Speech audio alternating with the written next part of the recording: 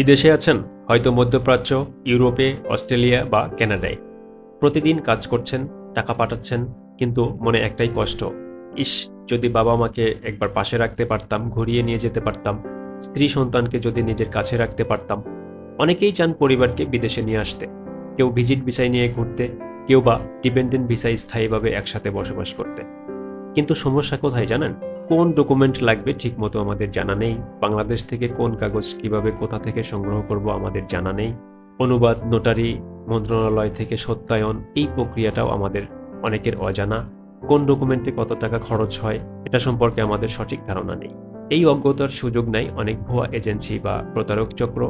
অতিরিক্ত টাকা নেয়, ভুল বা ভুয়া ডকুমেন্ট ধরিয়ে দেয়, আর শেষ পর্যন্ত ভিসা রিজেক্ট হয়। কিন্তু আজকের এই ভিডিও দেখার পর আপনি নিজেই বুঝতে পারবেন কোন ডকুমেন্ট লাগবে, কোন ডকুমেন্ট কোথা থেকে সংগ্রহ করবেন, কিভাবে অনুবাদ, নোটারি ও মন্ত্রণালয় থেকে সত্যায়ন করবেন, আনুমানিক কত টাকা খরচ হবে, কিভাবে ভুয়া কাগজ এড়িয়ে চলবেন, এমনকি আপনি ঘরে বসে বা বিদেশে বসে সমস্ত ডকুমেন্ট সঠিকভাবে হাতে পেয়ে যাবেন। অর্থাৎ আপনার কষ্টের টাকা আর কেউ নষ্ট করতে পারবে না এবং আপনার পরিবারের ভিসা অ্যাপ্রুভাল চান্স অনেকটাই বেড়ে যাবে। তাই ভিডিওটি শেষ পর্যন্ত দেখুন, কারণ আজকের তথ্যগুলো আপনার পরিবারের ভবিষ্যৎ বদলে দিতে পারে। বিদেশে থাকা ব্যক্তির বা স্পন্সরকারীর কী কী ডকুমেন্ট লাগবে যিনি বিদেশে আছেন সেটা আমরা আগে জানব। পাসপোর্টের copy, visa, residence permit, PR বা সিটিজেনের যে ডকুমেন্টে তিনি বসবাস করছেন সেখানে যে থাকার পারমিশন, সেই ডকুমেন্টের কপি। চাকরিজীবী হলে জব কন্ট্রাক্ট, ব্যবসায়ী হলে ট্রেড লাইসেন্স লাগবে। চাকরিজীবী হলে 3 থেকে 6 মাসের পে স্লিপ বা স্যালারি স্লিপ লাগবে, যেটা সবারই রয়েছে বৈধভাবে জব করলে।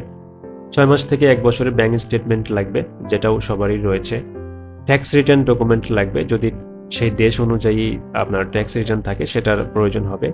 বাসার রেন্ট এগ্রিমেন্ট, হোটেল রিজার্ভেশন, এগুলোর প্রয়োজন হবে। ডিপেন্ড করবে আপনি যাকে স্পন্সর করছেন বা আপনি যাকে নিয়ে যাবেন তিনি কোথায় থাকবেন, সেটারও ডকুমেন্ট আপনাকে শো করতে হবে। ইনভাইটেশন লেটার, যদি ভিজিট ভিসার ক্ষেত্রে হয় তাহলে অবশ্যই ইনভাইটেশন লেটারটা অ্যাপ্রুভাল করতে হবে।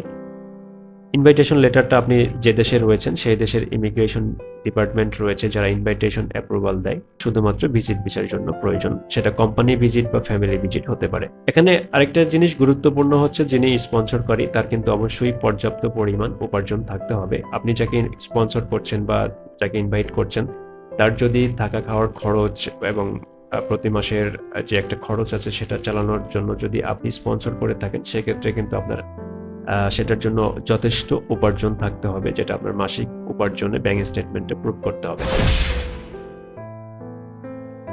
এখন আমরা জানবো যিনি বাংলাদেশ থেকে যাবেন তার কি কি ডকুমেন্ট লাগবে এবং সত্যায়ন, নোটারি বা ট্রান্সলেশন, মন্ত্রণালয় থেকে সত্যায়ন করা ইত্যাদি ঝামেলা যে ডকুমেন্টগুলো রয়েছে আমরা সেই ডকুমেন্টগুলো সম্পর্কে জানবো। এখানেই সবথেকে বেশি ভুল হয়, যেমন স্ত্রী বা হাজব্যান্ড হলে ম্যারেজ সার্টিফিকেট, নিকানামা বা ম্যারেজ রেজিস্ট্রেশন কপি এগুলো সংগ্রহ করতে হয়, যেটা আপনার নিকটস্থ কাজী অফিস থেকে বা ম্যারেজ রেজিস্ট্রেশন অফিস থেকে সংগ্রহ করতে হবে। যদি সেটা বাংলায় থাকে সেটা হলো ট্রান্সলেশন করতে হবে। আপনার সন্তান থাকলে তার জন্ম নিবন্ধন, যেটা আপনি অনলাইনের মাধ্যমে ডাউনলোড করতে পারবেন।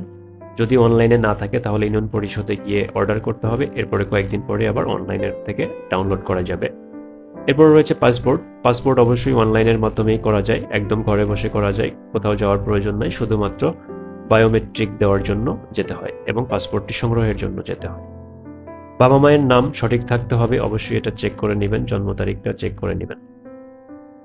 এবং যদি স্পন্সরকারী বাবা মাকে নিতে চান সেক্ষেত্রে স্পন্সরকারীর জন্ম সনদটা লাগবে এবং আপনার ফ্যামিলি সার্টিফিকেট লাগবে, একটা ফ্যামিলি রিলেশনশিপ সার্টিফিকেট, যেটা আপনার নিকটস্থ সিটি কর্পোরেশন, পৌরসভা বা ইউনিয়ন পরিষদ থেকে এটি সত্যায়ন করে নিতে হয়।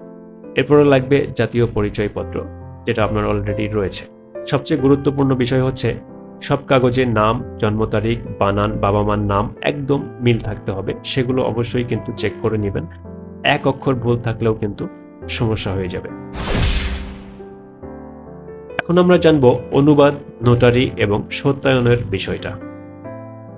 বাংলা ডকুমেন্ট হলে অবশ্যই সেটাকে ইংরেজিতে ট্রান্সলেট করতে হবে এবং ইংরেজি করার পরে আপনি কোন দেশে আবেদন করছেন সেই দেশের ভাষায় যদি করতে হয় তাহলে সেটাও করতে হবে। যেমন মধ্যপ্রাচ্য হলে আপনাকে আরবি করতে হবে, স্পেনে হলে স্প্যানিশ ভাষায় করতে হবে, জাপানে হলে জাপানিজ ভাষায় ট্রান্সলেট করতে হবে। এরপরে আপনাকে নোটারি পাবলিক করতে হবে। নোটারি পাবলিকটা সাধারণত আপনার যে বাংলা ইংরেজি ডকুমেন্টগুলো রয়েছে বা অন্য ভাষায় যে ডকুমেন্টগুলো রয়েছে সেটার সাথে বাংলা ভাষার ডকুমেন্টের লেখাগুলো হচ্ছে সেম, সেটা একজন উকিলের দ্বারা বা আইনজীবী দ্বারা সত্যায়ন করতে হয় এবং পেপারটিতে আইনজীবীর স্বাক্ষর থাকে, সিল থাকে এবং একটি লাল রঙের এরকম স্টিকার লাগানো থাকে। এটাই নোটারি পাবলিক। নোটারি পাবলিক সাধারণত আপনারা জেলা কার্যালয় বা জেলা জজ আদালত এগুলোর সামনে পাবেন, অথবা ঢাকাতে অ্যাভেলেবেল রয়েছে। আপনাদের যেখানে সুবিধা হবে আপনারা সেখান থেকে নোটারি পাবলিকটা ভালোভাবে করে নেবেন এবং সেটা যেন অবশ্যই রেজিস্টার্ড আইনজীবী হয়, অবশ্যই দেখে নেবেন তাদের ডকুমেন্ট নোটারি করে দেওয়ার বা ডকুমেন্ট গ্র্যান্ট করে দেওয়ার রাইটস আছে কিনা, রেজিস্ট্রেশন লাইসেন্স আছে কিনা সেটা কিন্তু আপনাকে জেনে নিতে হবে। এর পরের ধাপে যে কিন্তু আপনাকে পররাষ্ট্র মন্ত্রণালয়ে সত্যায়নের জন্য আবেদন করতে হবে। এখানে কিছু ব্যাপার রয়েছে, যদি অ্যারাবিক ডকুমেন্ট থাকে, যদি আরবি ভাষায় কোনো ডকুমেন্ট থাকে তাহলে মন্ত্রণালয়ে যাওয়ার আগে নোটারি করার পরে অবশ্যই ইসলামিক ফাউন্ডেশন থেকে সত্যায়ন করে আনতে হবে। তারপরে মন্ত্রণালয়ের ওয়েবসাইটে অ্যাকাউন্ট তৈরি করে এখানে ডকুমেন্টগুলো স্ক্যান করে আপলোড দিতে হবে ভেরিফিকেশনের জন্য। এখানেই সাধারণত ভেরিফিকেশনটা হবে অনলাইনের মাধ্যমে, অটোমেটিক ভেরিফিকেশন হবে। যদি আপনার সব ডকুমেন্ট তথ্য ঠিক থাকে তাহলে অটোমেটিক কয়েকদিনের মধ্যে বা কয়েক সপ্তাহের মধ্যে, 2-3 সপ্তাহের মধ্যে সব ডকুমেন্ট ভেরিফিকেশন হয়ে যাবে এবং এটার জন্য আপনার কোনো টাকা পয়সা খরচ হবে না যদি নিজে করেন। কিছু দেশে রয়েছে যেগুলো দেশের দূতাবাস থেকেও এই ডকুমেন্টগুলো সত্যায়ন করতে হতে পারে। এখন আমরা জানবো ডকুমেন্টগুলো ট্রান্সলেশন, নোটারি এবং মন্ত্রণালয় থেকে সত্যায়ন করতে কত টাকা খরচ হতে পারে। অনুবাদ সাধারণত ডিপেন্ড করবে আপনি কোথায় করবেন। ঢাকা বা ঢাকার বাইরে করলে প্রাইসে কম বেশি হতে পারে, খরচে কম বেশি হতে পারে, যেটা 300 টাকা থেকে 500 টাকা পর্যন্ত হতে পারে পার ডকুমেন্ট ট্রান্সলেশন, বা কোথাও কোথাও বেশি হতে পারে। আরবি এবং অন্য ভাষার ট্রান্সলেশন আরেকটু বেশি হতে পারে, বা আপনার 2 থেকে 3,000 টাকার শুধু ডকুমেন্ট ট্রান্সলেশনে যেতে পারে। এরপরে রয়েছে নোটারি। নোটারি সাধারণত 20 টাকা থেকে শুরু করে 300 টাকা, 400 টাকা পর্যন্ত বা 500 টাকা পর্যন্ত হতে পারে, প্লেজ পেদে কোথায় করছেন, কোন আইনজীবীর দ্বারা করছেন। এরপরে রয়েছে মন্ত্রণালয়ের সত্যায়ন। মন্ত্রণালয়ের সত্যায়ন যদি আপনি নিজে করেন তাহলে কোনো টাকা পয়সা লাগবে না, আর যদি কারোর মাধ্যমে করেন তাহলে ডিপেন্ড করবে সে আপনাকে কত টাকায় সার্ভিসটি করে দিবে। কেউ যদি 20-30 হাজার টাকা চায় তাহলে অবশ্যই এটা অনেক এক্সপেন্সিভ হয়ে যাবে। এটার বিষয়ে আপনি অবশ্যই সতর্ক থাকবেন এবং প্রতিটা ডকুমেন্ট কিন্তু যাচাই করে নেবেন। ভিসা রিজেকশনের সাথে সাধারণত জড়িত থাকে যে বিষয়গুলো, ইনকাম কম থাকা, স্পন্সরকারী ইনকাম কম থাকা। সো এই ডকুমেন্টগুলো কিন্তু আপনাদেরকে অনেক চিন্তা ভাবনা করে দিতে হবে যেন আপনার ইনকাম কোনোভাবেই তারা কম বুঝতে না পারে। ব্যাংক স্টেটমেন্ট অবশ্যই দুর্বল দিবেন না। আপনার ভিসা প্রসেসিং এর সাথে বা ভিসা রিজনের সাথে মিল রেখে কিন্তু ব্যাংক স্টেটমেন্ট দিবেন। এরপর রয়েছে সম্পর্ক প্রমাণে ঘাটতি থাকে অনেকের। আপনাদের যাদের সম্পর্ক, রিলেশনশিপ সার্টিফিকেট বা রিলেশন প্রমাণের জন্য ম্যারেজ সার্টিফিকেট, নিকানামা বা বার্থ সার্টিফিকেট, ফ্যামিলি সার্টিফিকেট, এগুলোতে অনেকেরই ঘাটতি থাকার কারণে কিন্তু ভিসা রিজেক্ট হয়। সেগুলো আপনাদেরকে সঠিকভাবে করতে হবে। বানান ভুল হলে সেটা কিন্তু ভিসা রিজেকশনের কারণ হয়। অবশ্যই বানান সঠিকভাবে করতে হবে, বাংলা থেকে ইংরেজি, ইংরেজি থেকে অন্য ভাষা। এরপর রয়েছে ভুয়া ডকুমেন্টের ব্যাপার। আপনার ডকুমেন্ট ভুয়া নাকি আসল এটা কিন্তু অবশ্যই প্রতিটা সেক্টর থেকে আপনাকে যাচাই করে নিতে হবে। মনে রাখবেন, একবার রিজেক্ট হলে ভবিষ্যতে কিন্তু এটার প্রভাব পড়ে, আর ডকুমেন্ট যদি ভুয়া ধরা পড়ে তাহলে কিন্তু অবশ্যই ব্যান করে দিবে, যেটা ভবিষ্যতে বেশ কিছুদিন বা বেশ কয়েক বছরের জন্য কিন্তু নিষিদ্ধ হয়ে যেতে পারে। আপনি যদি সত্যি পরিবার নিয়ে বিদেশে যেতে চান তাহলে অবশ্যই ভিডিওটি সেভ করে রাখুন, আপনার বন্ধু বা আত্মীয় যারা বিদেশে আছে তাদের সাথে শেয়ার করুন। কমেন্টে লিখুন আপনি কোন দেশে আছেন, আমি সেই দেশের নির্দিষ্ট নিয়ম নিয়ে আলাদা ভিডিও বানাবো। ভালো থাকবেন।